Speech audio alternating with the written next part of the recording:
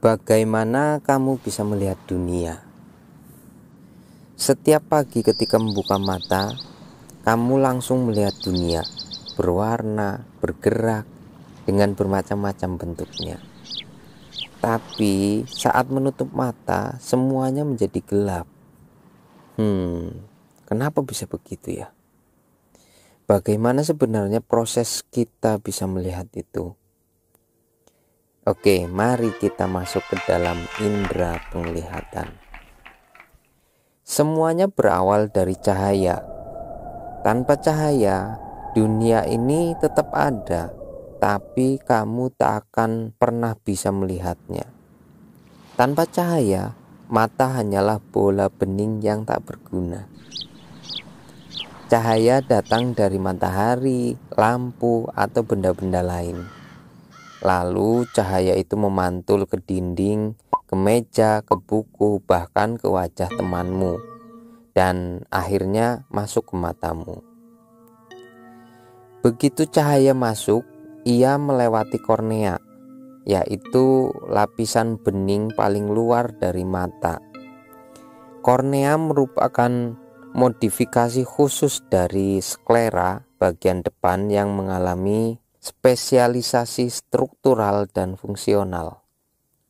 Sklera ini membentuk lapisan putih pelindung yang kuat yang menyelubungi hampir seluruh bola mata, seperti cangkang pelindung. Kornea bersama cairan bening di belakangnya, yaitu aqueous humor, membelokkan cahaya agar masuk dengan sudut yang tepat. Lalu cahaya melewati pupil, sebuah lubang kecil di tengah mata. Pupil itu tidak berwarna hitam, tapi sebenarnya dia itu sebuah lubang. Yang memberi warna pada matamu bukan pupil, tapi iris, bagian berwarna yang mengelilingi pupil. Iris seperti pintu otomatis. Kalau terang, ia mengecilkan pupil. Kalau gelap, ia memperbesar pupil. Semua ini dikendalikan oleh otot-otot kecil yang nggak pernah kamu sadari. Kemudian cahaya terus bergerak ke lensa mata. Inilah bagian yang bisa berubah bentuk. Lensa dibantu oleh otot siliaris yang menebal dan menipiskan lensa sesuai kebutuhan. Kalau kamu melihat benda dekat, otot siliaris ini menegang, membuat lensa jadi lebih cembung. Kalau jauh, ototnya mengendor, lensa pun memipih. Tanpa kamu sadari, lensa ini bekerja setiap detik. Kemampuan ini disebut akomodasi. Kalau akomodasi gagal, muncullah miopi, hipermetropi, presbiopi. Masing-masing punya cerita sendiri. Tapi intinya sama, mata tidak lagi mampu mengatur fokus dengan sempurna. Lalu cahaya masuk ke vitreous humor, cairan bening dan kental yang mengisi rongga besar bola mata bagian belakang. Ia menjaga bentuk mata tetap bulat dan membiarkan cahaya meluncur langsung ke retina. Disinilah segalanya berakhir dan dimulai kembali. Retina adalah bagian paling sensitif. Ia seperti layar yang dipenuhi jutaan fotoreseptor atau reseptor cahaya, yaitu sel batang dan sel kerucut. Sel batang bekerja dalam gelap. Ia tidak butuh warna, cukup hitam, putih, dan gerak. Sementara sel kerucut mengenali warna.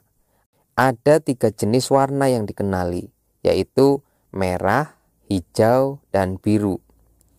Dari kombinasi ketiganya, kamu bisa melihat pelangi, lukisan, langit senja. Semua warna yang kamu kenal berasal dari 3 sinyal sederhana ini. Bayangan nyata dan terbalik terbentuk di sini.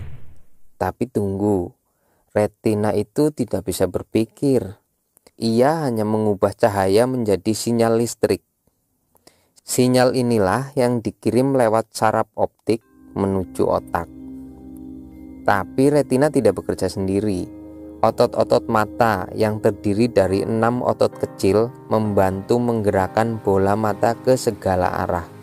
Kita bisa menatap, melirik, menoleh berkat mereka. Dan akhirnya otak mengambil alih. Di bagian belakang kepalamu, lobus oksipital mulai memproses. Ia membalik gambar yang terbalik, menggabungkan dua gambar dari dua mata, menentukan bentuk, warna, gerakan, dan makna. Ya, kamu tidak melihat dengan mata, kamu melihat dengan otak. Mata hanyalah jendela. Yang benar-benar membentuk dunia ada di dalam kepalamu. Otak yang menerjemahkan cahaya menjadi makna, menjadikan bayangan datar jadi ruang dan bentuk, menjadikan kerlip lampu jadi pesan, menjadikan wajah jadi seseorang yang kamu rindukan. Tapi otak bukan alat optik murni. Kadang ia keliru. Ilusi optik adalah buktinya. Karena otak bukan sekedar alat visual, ia juga menyimpan ingatan, emosi, dan bias. Ia nggak hanya melihat dunia seperti adanya, tapi juga seperti yang ia percaya. Nah, penglihatan bisa terganggu jika kornea atau lensa mengeruh. Kita menyebutnya katarak. Jika tekanan dalam mata tinggi, disebut glaukoma. Jika tidak bisa membedakan warna tertentu, itu namanya buta warna. Dan jika bentuk mata terlalu lonjong atau terlalu pendek, muncullah rabun jauh dan rabun dekat.